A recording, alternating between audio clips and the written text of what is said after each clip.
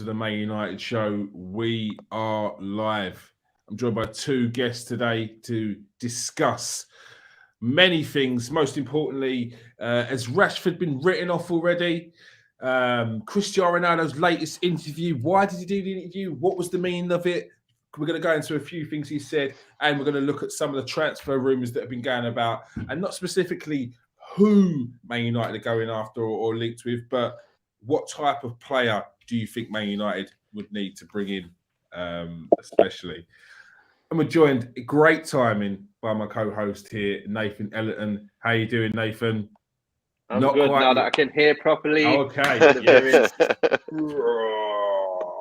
Get in. All right. All right. And we're joined by our regular guest, Garth. How you doing, Garth? Yeah, good. Yeah, thanks for having me again. All right. So, first and foremost, Marcus Rashford. We spoke about him over the last few weeks. His form has dipped. We said he looks upset. A few things playing on his mind. I know some things were potentially brought to my attention outside of football, which may be an issue. But Nathan, do you think that Marcus Rashford's been written off already and written off too early? If so, 100%. He's been. If he has been written off, he's definitely been written off too early. You're quick to forget all that he's done in his career already. He's still a young guy, great player for me. He's just totally off it. He's one of them players that when he's on it, he's on it, but when he's off it, he's off it. You know what I mean by that? It sounds stupid, but really, it's chalk and cheese. Like you're not going to get in the middle with him. So, end of the day, we just need him to just get back to his form, and that's it. Like like I say, there's going to be no gradual. Yeah, he's getting better. It'll just be wow, he's back to being unbelievable again. Yeah. But right now, he probably needs to sit down, watch the match from the sidelines, come on with less pressure. There's much less pressure when you come on off the bench.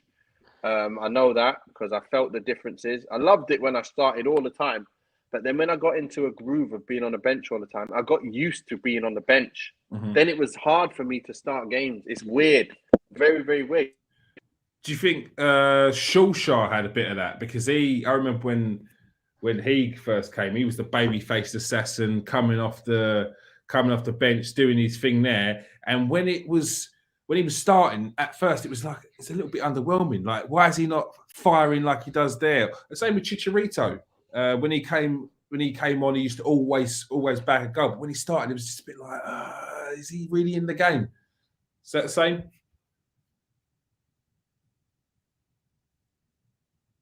Oh, sound. Oh.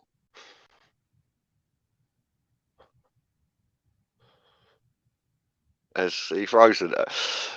It's very, it's very similar to Chicharito. Very similar to. Good. Yeah, very similar to Chicharito, very similar to a number of players Man United have had. We've always been very good at is having a squad depth that allows us to have quality players on the bench that can come on and do that. You know what I mean? Has he been written off too early? 100%. We were talking about a 24-year-old. He's already got nearly 300 games for Man United under his belt. At 20, you know what I mean? Ridiculous. It's ridiculous. He's done so much for us. At times, he's been carrying a team at 22, 23, injured, you know what I mean? From what we understand, he's been carrying niggles for a couple of years now. He's had his surgery, so he's come back. Yeah, you can't be writing him off yet, and to do so would be foolish, you know. I mean, foolish to write him off now because you, like Nathan was just saying, it's only going to take one little thing and he's going to be back, you know what I mean? Like, he'll be back involved, back in the goals. As I was just saying to you, he's never been a prolific goal scorer anyway. You know, we're 1 in 3 because he likes to come in off the left. So, yeah, far too early to write him off. One half of a season, and we're jumping all over him like bad form for one half of a season. Yeah, no, I'm not having it. You can hear me now, right? Yeah. Good. What was you saying before with regards to growing in a difference in starting off in the game and being coming off on the bench? It's to do with mindset because your mindset is different. So if you're on a bench, you're watching what's happening, you're seeing what's happening, you know you're fully sharp. They're getting tired. And then you think in your mind, right, when I come on, I'm going to this, I'm going to that. But when you start a game, it's not the same. It's just a different way you're thinking. Like even pre-match meal, you might eat something different. You might you might prepare completely different. So just online. All that stuff will happen when you play, if you start a game, and if you a sub and you're coming on. So, like I said, I got into the mode at Watford at one point where I couldn't start games because they had so much to pay in appearances, and they were struggling for money. So I could only come on off the bench, yeah. And Malky Mackay, he liked me as a player, but he knew I couldn't always start games because of a lot of money. I think it was like $7.5 grand every time I started a game that went to them because I went there for 4.25 million, but 3.25 was paid up front, and then the rest was going to be paid over appearances. So I struggled that year, but I was so good. He brought me on for like 35 minutes every game, and I felt so good. I always helped them change the game. Yeah. But like there was one game where I had to start, and I couldn't play 90 minutes because I was knackered. It's weird. It's like, but I was always changing the game when I was coming on. Every game I'd come on 30 minutes, 35 minutes, change the game. We're under the cosh. Bang, Nathan comes on. More things happen. It's weird. But so that does genuinely happen. When they say, oh, this player, if they play him for another 10 games, they're going to have to pay this club 2.5. So that genuinely happens. The clubs will not play them because of those financials that they've got to still pay.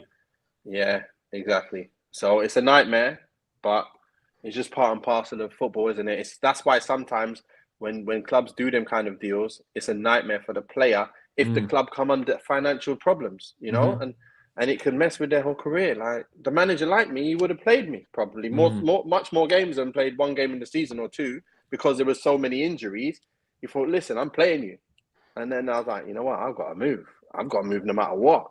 You know, I loved it under Malky Mackay. He was a great manager to play under. Oh, where is he gone? Where's he gone? He was great. Where's he gone? Yeah. It was so good what he did. But yeah, anyway. How much can an injury impact you, especially when you've had surgery? How long would that take? Do you have to adapt to the surgery potentially? Depends on what the injury is. It depends what the injury is. Like if it's an injury that's going to change your way of playing, then it's going to, affect you a lot. But I had shoulder injury. My shoulder fell off in games and kept falling out all the time. I had an operation and I could play again. You know what I mean? It's not like I can't run around and kick the ball. But it's if you was to fall and you had to... If I put my arm in a certain situation, I got pushed from the back, it would just come out. And even now, if I'm in a bad angle, bad position, I will end up with... sorry about that. There's something on my screen. If I was in a bad position, it would just fall out. But that's not going to affect my football, if you get what I mean. It's not changing me as a player. What would change me as a player is if I had an Achilles break, tear, or something like that. Yeah. That's when you're like, oh, can he sprint? Can he turn as quick as he can? That's the kind of stuff. And when I had my meniscus came out, had to be cleaned up, had to be cut and fixed. And when I got back, I'll tell you what happened. My meniscus come out and I couldn't run. That's knee, walk. Yeah, my knee, yeah.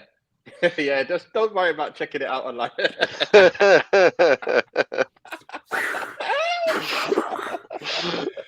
Killed me there, Nathan. Absolutely killed. I'm like, knee, the meniscus, the middle part, down below, give it a little wipe. Yeah, I mean, stick it back on. Bam, Bob's your uncle. Everyone was like, kids, you smashed it there. Nathan's like, yeah, get off of Google. I can hear you typing. Ruined me. Don't try to get past me, lad.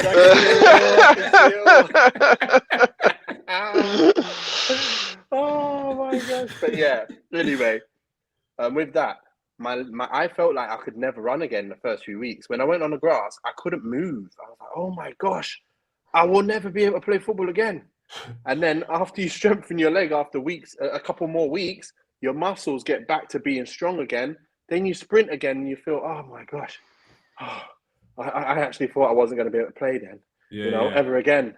So things do make a massive difference. Is that going to affect you with regards to how you might initially start off with the running? Like how you might go into a game? You don't want to push yourself too much. You're trying to ease yourself into it.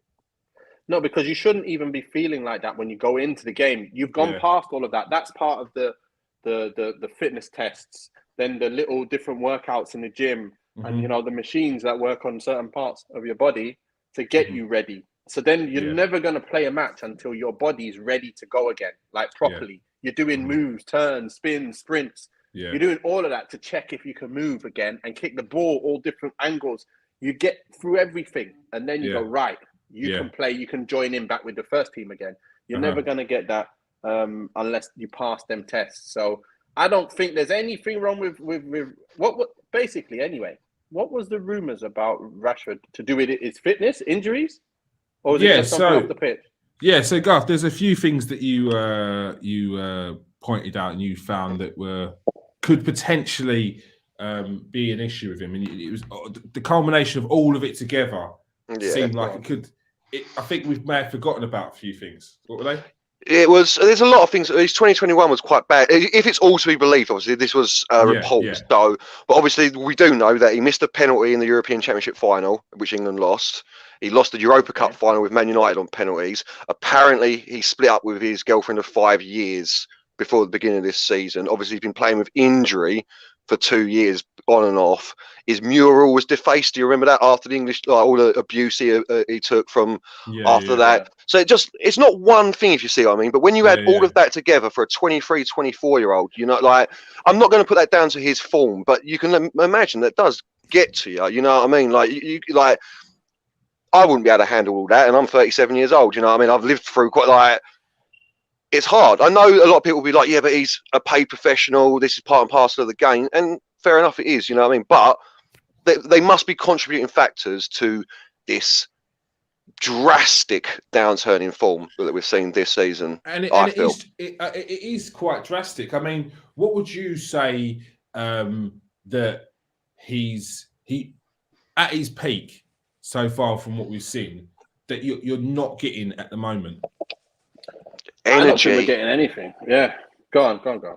No, sorry. Energy. Commitment's the wrong word. But almost like he's not enjoying his football. Like you said last time we were talking about him.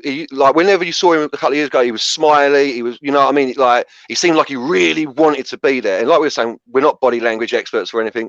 But that last game, the one where I forget who we played, was it Wolves? Where he didn't go for the ball when it dropped off from the goalkeeper. Like, that's not even a footballer's brain. That IQ there's like, and we know he's got better than that. So it feels like exactly what Nathan was saying. Nothing. We're getting nothing from him at the moment. So that we know that he can do his speed, his direct runs, his ability to thump a ball as well. It seems as you know. I mean, Rashford was scoring 40-yard Ronaldo-esque free kicks only 3 years ago. You know, I mean, I know he's done it a couple of times, but. Once was it once, but still. I mean, to be fair, Ronaldo, his goal ratio in free kicks, he does it like once in every 20. Put it this way, my leg would fall off if I tried to kick a ball that hard. So you know, For me, when it comes to Rashi, I'm not gonna use any of that stuff for on the pitch, because when you're on the pitch, you forget everything. You playing football, like. That's me. That's what I think. I don't think of nothing off the pitch. There's nothing off the pitch that's going to make me not you use play it as an escape. A certain way. Yeah, because you're playing football and all you're thinking about is the next move, the next thing. It's your confidence level has got nothing to do with off the pitch. It's to do with everything on the pitch. So I think he's not playing well because of his past performances rather than his actual things going on off the pitch. I think that's all it is. And he needs to just improve and just go back to basics and work hard. Just go back to basics. How much do you think we could put down to the difference in partnerships? I mean, over the last 3 seasons, he had a consistent partner, and now it's changing a little bit. We've seen the likes of Greenwood, even the reaction to Greenwood's non-passing when he's in positions. What can it be? You know what? In this game today, there are no partnerships, so I'm not even going to take that either. They don't play 2 up front and all that stuff anymore. So, you know what? I'm not buying that. He used to do things on his own. When it came to when we were all over the place, and all we were relying on is moments. A lot of those moments came from Rashi, and him just getting it and doing what he needs to do. And obviously, another thing is Pogba. Pogba's not playing. Yeah. He finds him all the time. Like every time he makes a run, it's pinpoint on his foot. So we can afford to scuff one of them, like miscontrol one of them. But today, if he gets one chance every 3 games and he miscontrols it, that's his one chance missed. He was getting one chance every game with Pogba playing. So it makes a massive difference who's behind you, giving you those balls from them runs. How many times have we seen him running in behind and he gets on it? Yeah. Not many now. Pogba's gone. He's sitting down on the sidelines, trying to get fit again. So that's another reason why Rashi won't be doing well. Man United are not creating enough chances. You're not creating clear-cut chances for anybody, for anyone, really. When have we had real nice chances where it comes in like, oh, that's gilt-edged, he should have scored that.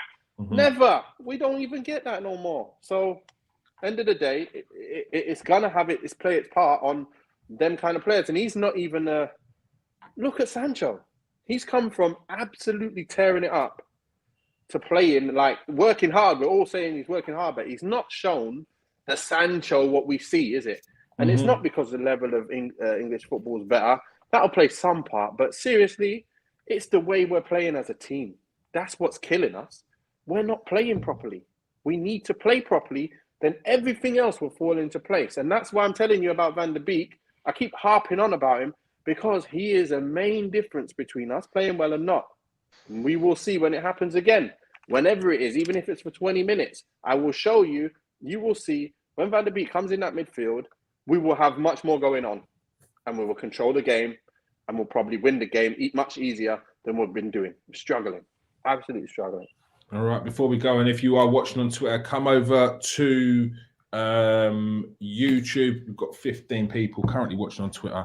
Don't be afraid. I'm popping the link in the comment section, so come and join us now. How can they fix it, Garth? How do you think Man United can fix it? How do you think Rashford can fix it? Well, I mean, Nathan's just giving the easy answer. Create some clear-cut chances on the pitch for him. You know, like, I mean, Van der Beek, I don't think he's ever going to play for Man United now. I don't think he's ever going to get a run in this team. Horse there. Yeah, I really don't think. I would, and everyone knows how much I want to see him play. You know, I mean, like, it feels like if we haven't given him a chance yet, like, unless it becomes so desperate for Man United that they're just going to start being like, give this one a chance, you know, give this fella a chance, then I can't see him coming back. So yeah, we need Pogba or Van der Beek or Fernandes to recapture some kind of attacking impetus in this team, because exactly what as Nathan said that, I sat back and thought, when was the last time I remember Man United having 2 or 3 quality chances in a single match? And I cannot remember. I can't. I really can't. Newcastle 4-1, like at the when Ronaldo scored, like that's it. I suppose that's the only time this season. You know, it's madness when you think about it. Yeah. So yeah, we need to get some creative players on that pitch, be it Sancho getting into form, be it Van der Beek playing, although I don't think that's going to happen, be it Pogba coming back, but then how long do we get Pogba for? Because you presume he might be going in the summer as well. Unless we, so yeah, like when we get into the transfer stuff, that's going to really change my viewpoint of who we need, because we need a creative spark in there again now. All right, we'll get on to that now. Is Van der Beek enough to do that? I mean, we spoke recently about how potentially Bruno Fernandes isn't necessarily suited to this system. Would it be smarter to bring in someone who could fit more into this system, who's a bit more creative? Doesn't mean that Fernandes has to go. A team like Man United will have players that you can rotate and you can work with it, especially if you're winning. Is it time they brought in another player who could add something to Man United creatively? I think we definitely need a player that can come in, but creatively, I think we've got enough of those. You know, usually the creative players are not the ones who can run around and rat and smash people. So that's the problem we've got. We need a run around smash who can actually keep the ball and also has a little bit about him to progress the ball. And that's all we really need in there. And that's what I mean. Like, but you say run around and smash. McTominay's been on what you'd say is pretty good form. He's on goal scoring form. Fred can run around and smash. Do you really need to run around and smasher? But the thing is, that's what they can do, and that's all they do well. Like run around and smash and score goals is McTominay. Run around and smash and give the ball back is Fred. Yeah. So you've got a problem because if you play Fred, you're giving the ball back, and if you play McTominay, you're not going to be distributing the ball with the amount limited distribution. So you know what he said about manager pulling him up about making them passes. Yeah. He's got to be able to make them passes, but he can't. It's just not in his game. It's not fair to ask. You know, like, I don't know. Imagine asking Maguire to score goals like Aguero. You can't. Well, he did, and he cupped his ears, and since then he ain't. That was his mistake. I'm not asking Rashford to start clamping people. You know, like difficulty levels. That's what I mean. It's like midfield. You can see even when McGinn was on the ball, yeah? You can see he's cute with his play. He knows how to find people in areas and put his body with fake to go one way and then find a man. McTominay don't have that. He's straightforward. Everywhere he has to look the way he's passing. It has to be on his right foot. And then hopefully it will get there. These other guys, they're different. It's outside of the foot, flick round the corner. You know, but it's making sure you're keeping it. Unlike Bruno, where he'll flick it round the corner and give it to someone else. Like he's playing risky football in your first third. You can't be doing that. Like that's Bruno. And that's what I mean, where other players, they're not like that. You've seen them. And that's what we need. We need that quality in midfield that that ain't gonna ever lose the ball. You know, when you look at what's his name at at PSG, sorry. Centre midfield. Oh, Verratti. Italian. Verratti, yeah. Verratti. Yeah, he don't lose the ball. You just player. get the ball to him. Just get the ball to him, please. Just give him the ball. He'll do everything else. That's what you want. Like so that's what you need. You need a. I mean, Verratti is the elite player. Elite. Yeah. But that's what you need. Someone like that. Won't lose the ball, and it's like, what? He lost the ball. Oh my gosh. Yeah. He lost the ball unopposed. What the hell? Like that. Right now, you're expecting, okay, if McTominay's not, as you said, at that right angle, he's not going to whip a ball round 40 yards, and you ain't going to get the same out of Fred. It's very, very basic. I'm telling you, mate. We're really down on that side. Is there anything else you think this team needs, and what type of player would that be? I don't know about right this second, but like in this transfer window, we need that central defensive, like exactly what Renee was saying. We need that expensive central defensive midfielder or central mid, or however you want to say it, that can hold up the ball and take a second, calmly look up and play the ball out. You know, Van der Beek, but that's exactly what he was there to do. Because I feel Fred and McTominay are very reactionary players. Like they go on reactions. They're very good at first time passes, like first time shots, tackles. But the moment they have a bit of time to think about it and get the game flowing, it seems to fall apart for him, especially Fred, who like sometimes is madness. Some of the passes and things that he does is madness. In the future, though, I think we've got to be looking at a striker, because obviously Ronaldo's got a year and a half. Cavani's gone in the summer, probably. Martial's going. So yeah, unless we've got something in the youth team that's going to step up, and really we're going to be left with Greenwood and Rashford. Rashford's already said he wants to play on the left, cutting in. So a striker in the future. But right now, no, we just need Frankie de Jong. That's all we need right now. We need Frankie de Jong in there. But we're Man United. We've got the funds, and it seems like there's a little bit of tension there at Barcelona with him. So why not? You know what I mean? Like, because like you're saying, we've got the Boschers. We have got the Boschers. If you've got that controlling midfield presence next to a Fred or a McTominay.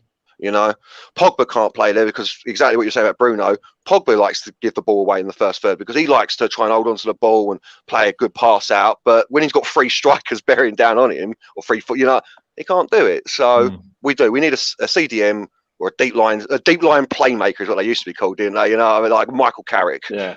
Michael Carrick's-esque player. Yeah. Tariq Lamptey's been linked. Another option for alternative to Aaron Wan-Bissaka. Would that be something that you'd think Man United need? That a bit more of attacking presence. 100%. That kind of player like that. That's what you want. Someone with real good ability to take someone on and put a ball in just off their own back. Some people, you know, like when you've got a team full of players who ain't able to do anything on the ball, like beat a man, it's very, very tough. And seriously, Thingy isn't really that kind of guy, is he? When you think about it, Rashford doesn't really beat his man, you know. He's not been beating his man for a very long time. So to be fair, I'm not going to say that. Then you look at Sancho. He beats his man in a certain way where it's like pop and move and then beat your man. He doesn't just get in it, just look at you and then go, see you later, all the time. He's got a bit about him to do that, but he's not like a Mane. He's not like a Salah who just gets it and goes, see you later. I'm off, mate. I'm gone. You know, that's a bit different. So I don't know. It's just one of them things. We need to get them kind of players. And that's what I mean, even at fullback, you get a Lamptey and he's got a bit more about him, hasn't he, when it comes to, you know, doing bits. So I like to see that. If I was a Man United supporter, I am a Man United supporter. And if I was, if I was a Man United manager, I'd love to see Lamptey come in because he's got a bit more about him. He's young, he's fearless, his work rate is the levels that we're looking for. It'll be nice to see something like that for me. I think that'd be lovely to see something like that. Something you'd like to see, Garth? I mean, like I said, it doesn't necessarily have to be one in, one out because you want to build a bit of difference. And we all know that Aaron Wan-Bissaka defensively is a very, very good player, but something a bit different dimension to Man United. Yeah, 100%. I mean, you took the words out of my mouth. That's what I was about to say. Is Lamptey as good at him defensively?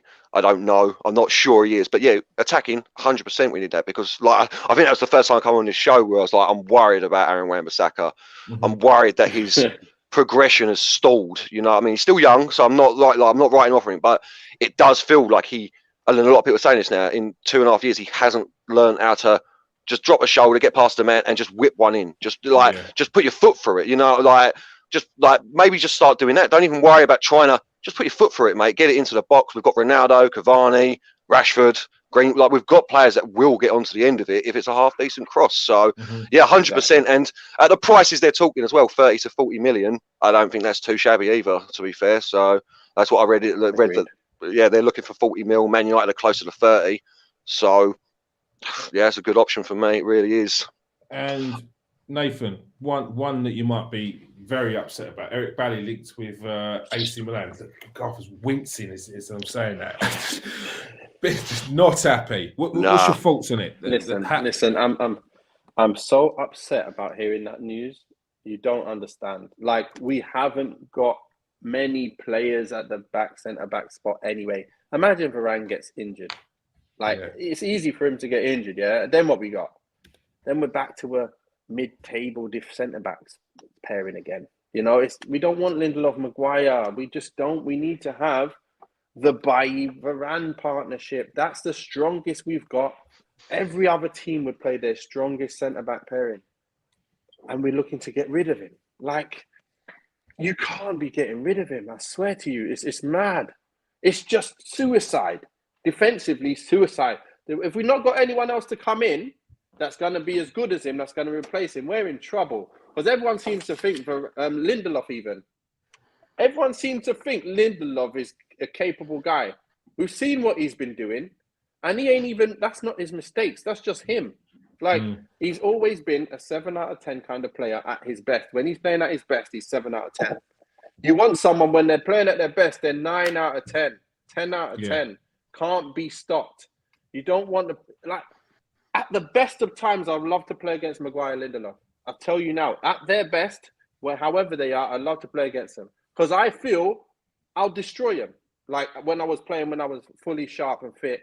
But if you're telling me come up against Bailly, I'd be fancy myself. But I know, wait a minute, the guy's got pace. Wait a minute, the guy will be dirty, he'd smash me.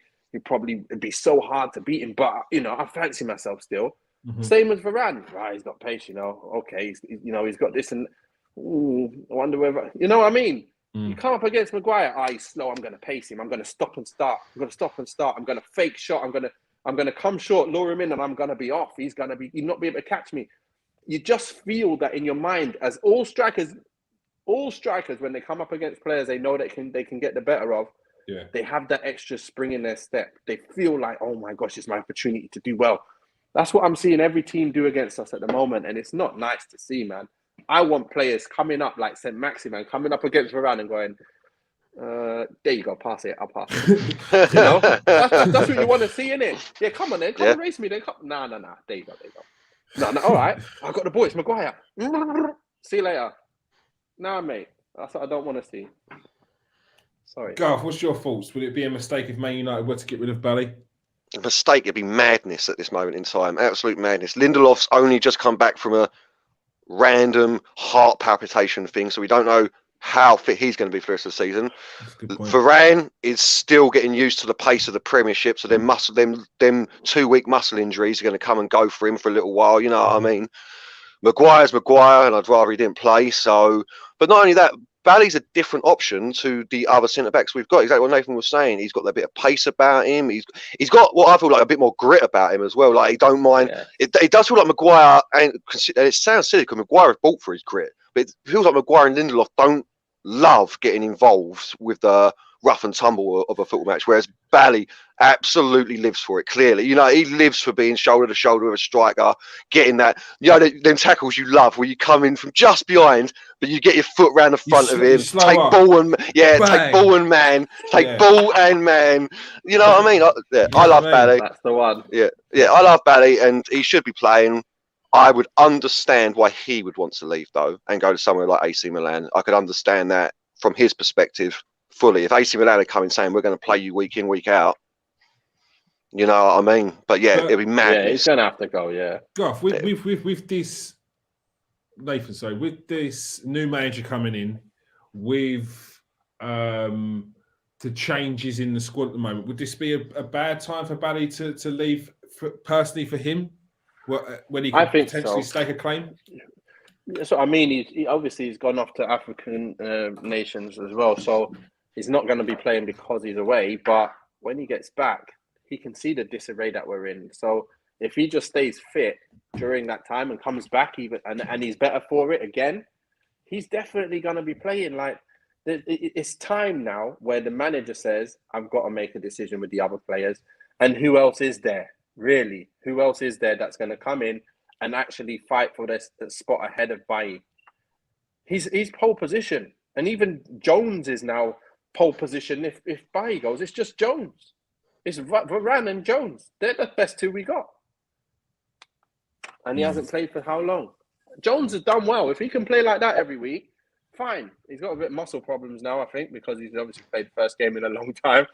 So he needed a bit of rest. Little calf strain. He's got a little calf strain. Got work tomorrow. When I read that, I was like, oh no, little calf strain apparently. So he's all right.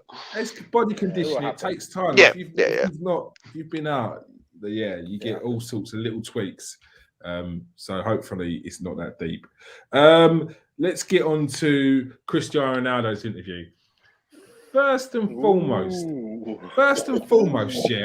I looked at the title of the interview, I looked at the description of the interview, and all I could think was, why? What was this? What was this interview about? Why did he do this interview? Was this potentially his way of getting a message out to the players with like a little bit of a through ball, nothing like an indirect? Nathan, what do you think the interview was for? Because it was very like out of nowhere. There was no sort of reasoning. There's no book coming out. It's just an interview about a few questions. Like it's so random. But here's the thing, when it comes to football today, he's so right about this generation. You can't speak in the same way you could speak about the previous generation. You know, saying something. If there's something that needs to be said, you say it. You're not doing this, you're not doing that. You know, this is how you can do it. Got to do better at this. You be on each other's case a lot. And it's even when you see it in the youth, they're not told stuff anymore. They're not like, when they're doing something wrong or something, they're not told, and it seems like they can't handle it as well as the players of, just last generation, my generation, just before that. They're just not able to handle that. And that's what he was coming out with, number one. He was coming out with, when players, come to talk to me and tell me, listen, stop dilly-dallying on the ball and take him on once and rip it into goal or set up someone. He decided, yeah, you're right. You know what? I'm going to be more effective, right? I'll do that. Well done, lad. Well done. Now, you say that to some boys, I don't know who he's referring to, but they must not be taking it the right way and must be thinking that, I can't have that. And then you've got the second side of it, where we all know he came to fight for championships, to fight for the league. He didn't come here to play like, we've been doing the last few years, like not doing anything, struggling to just stay in Champions League in the group stages and struggling to stay mid-table. And that's nonsense. Like, he ain't for that. So I'm glad that he said that. He made it clear that, listen, you guys don't fix up. I ain't here no more. Like, I'll be going City, and I don't care if it's blue versus red. I'll go City, and I'll win things over there. So, end of the day, he wants to win. He's only got one life, one career, and he's absolutely making the most of it. He's not just going to sit here at United and let it all dwindle down now. That's for sure. Yeah, so one of the big quote, I mean, this one's split into two, so I will do that. He says, at 18, some of the older players spoke to me, and I took that as having to improve because they knew more than me. We all remember Cristiano Ronaldo when he first came at Man United. He was doing the step-overs. He was doing it was all a bit crazy, a bit hectic. It was like 50-50 where it was coming off. Then he simplified his game. That's surely down to the advice that he would have got from the Man United players who have been in the Premier League, been in England, and seen that you can have an element of that flair, but we need results. It needs to be more practical. Fair point there, Nathan. 100%. That's what I was just mentioning. Like, that's what he's got to do, and that's what everybody else has got to do. They got to follow suit now and take a leaf out of his book. He's got the experience there. That's his experience. He's trying to pass it on.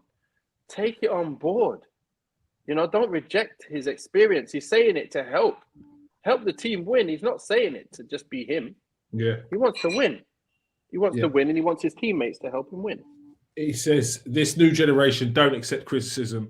If you don't want my help and my advice, do your job, look at yourself, do the best to help the team. Garth, if you can't accept some constructive criticism of arguably one of the greatest players of all time, who are you going to accept some advice from? Mate, whoever he's talking about, though that single player or players' heads are so far up their own backside, mate, to refuse... They're currently watching the interview and looking around. Yeah.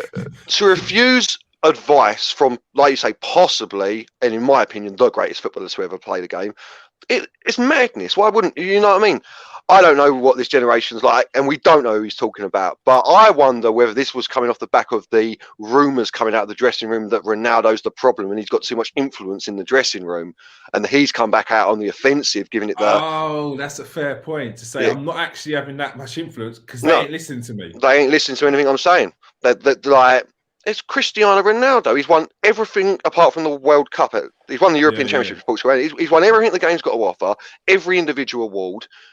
Why wouldn't you take advice from him? I think the other thing he said as well was about how when he was younger, he doesn't see anyone else coming back out onto the training field after training. Is another thing that he said in a different interview. And I'm like, mate, if I was a youngster playing for Man United and Cristiano Ronaldo's still there, I'm out there like just passing him the balls just to be near that sort of excellence. Do you know what I mean? Just to learn. Yeah, I mean, literally, I'll go running behind the goal, pick up the balls for him and stuff. You know, just rolling them back to him to learn. But you hear stories about how Robin van Persie elevated himself by watching Dennis Bergkamp, and he said one time he was sitting in the bath, and I'll get out the bath when Dennis Bergkamp stops training. Well, he had to get out of the bath because his fingers and toes were starting to disintegrate because Bergkamp's still standing out there whipping and wrapping balls long after the use of done all the training as well. Comes out like a raisin. That's what I mean. Man. This is the mindset of those type of boys, and that's why I always got to say that was a golden era for me. I think that was the area where it's seen the best players. There's never gonna be your Zidane's, Ronaldinho's, Kaká. You're not gonna get that kind of amount of sick players in one generation anymore. Like, if you can reel them off, like there's so many names you could reel off today from that generation.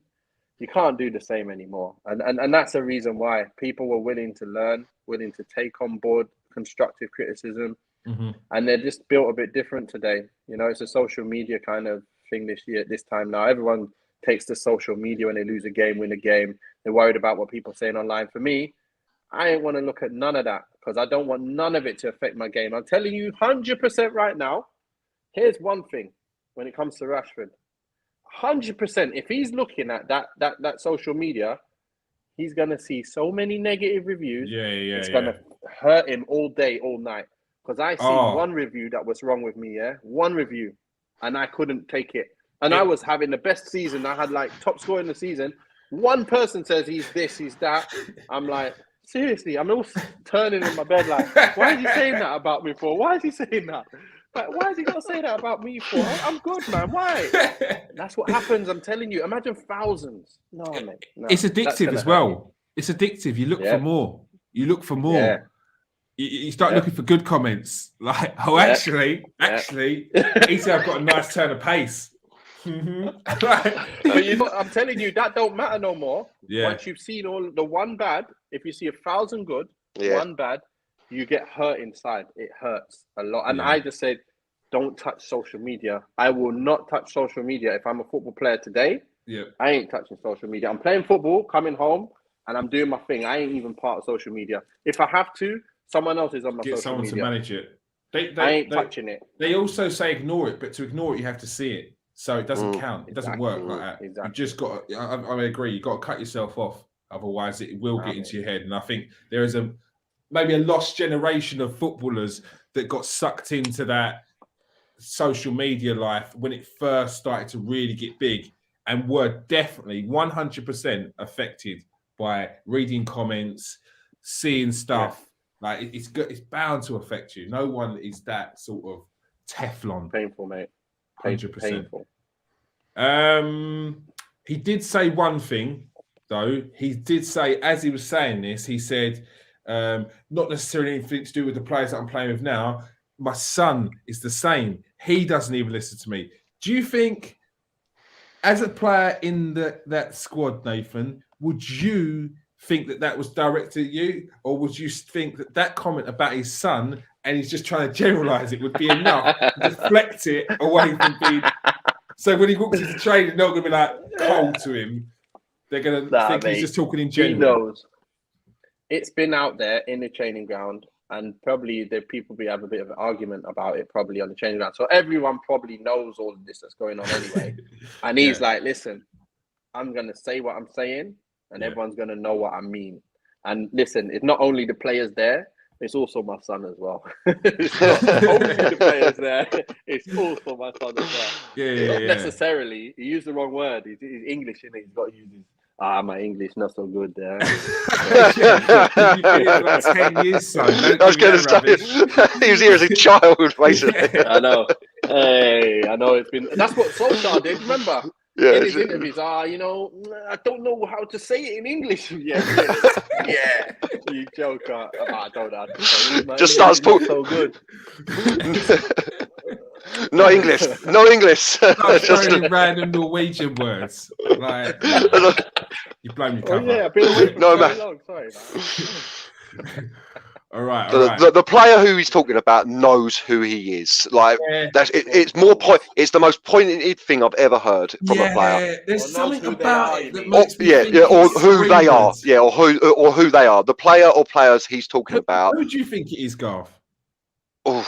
I think personally, after anything down, it's Greenwood that he's talking about. The greediness. It's Greenwood. I do, but that's speculation. That's pure speculation. I think one of the players he's talking about is Greenwood because of the perceived greediness from Greenwood. But like I said last time, greedy either.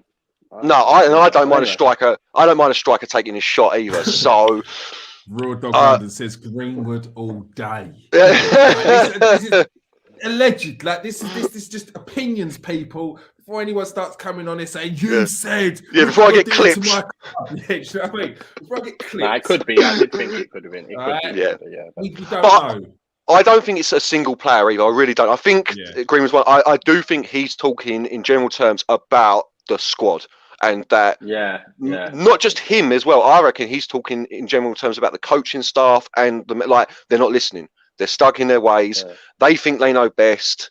That sort of thing, you know what I mean? And he was saying, innit? He was alluding to that, wasn't he? Yeah. Like there's stuff I can tell you now, but I'm not telling you because I can't do it. Especially considering we like last week we spoke about where it said that people are underwhelmed by the training, they're underwhelmed by Rangnick. It's like, well, you've not even given it a try. And that sort of if you think about all the stuff that's gone around, that interview encapsulates everything that's been said and sort of answers it while sending little messages to everyone and reminding people who you're playing for. And it's just Man United. And you need to fix up because, like he said, 6th and 7th place is not an option.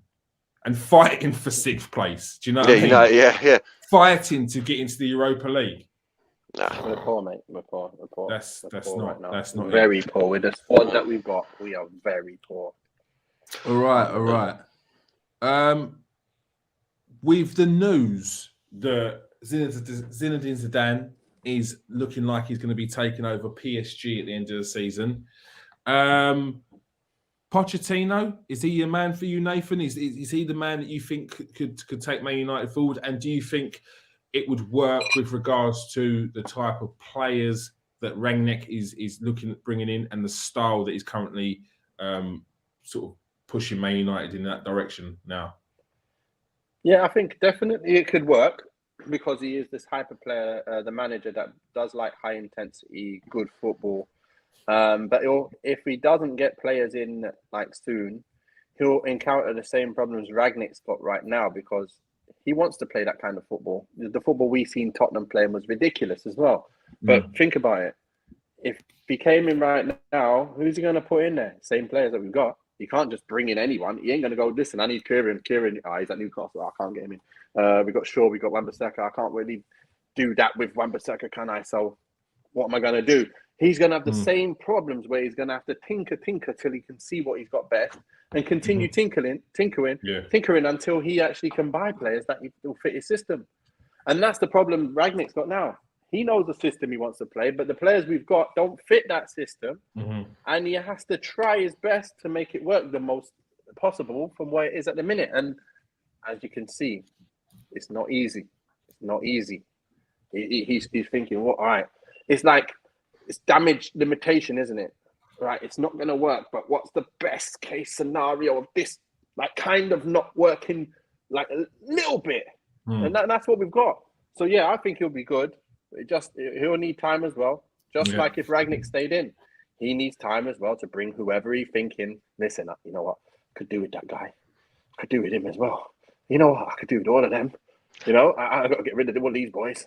I'll get rid of them. I will. So, but it takes time. Until then, I'll just take the flack from all the fans, you know, saying I'm not the best, whatever. Nothing I can do right now.